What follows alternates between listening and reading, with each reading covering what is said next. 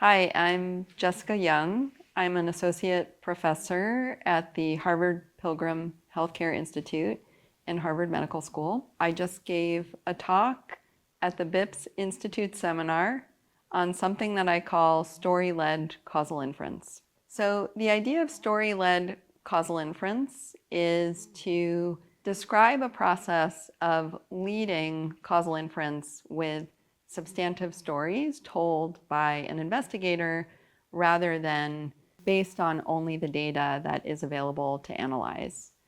So this encourages more transparent reasoning about what the question is, what assumptions we would need to make to answer this in ideal data, and then be able to think about, is it possible to answer this in the data that we have, and under what assumptions would we require, and what would those ultimate statistics look like? This is important because by understanding what the actual question is that the investigator is motivated by, we can be more clear and more correct in how we approach research on that question, anywhere from the statistics that we apply to the data in hand, to our thought process about possible sources of bias in the current analysis, and how we might improve future studies to better target that question.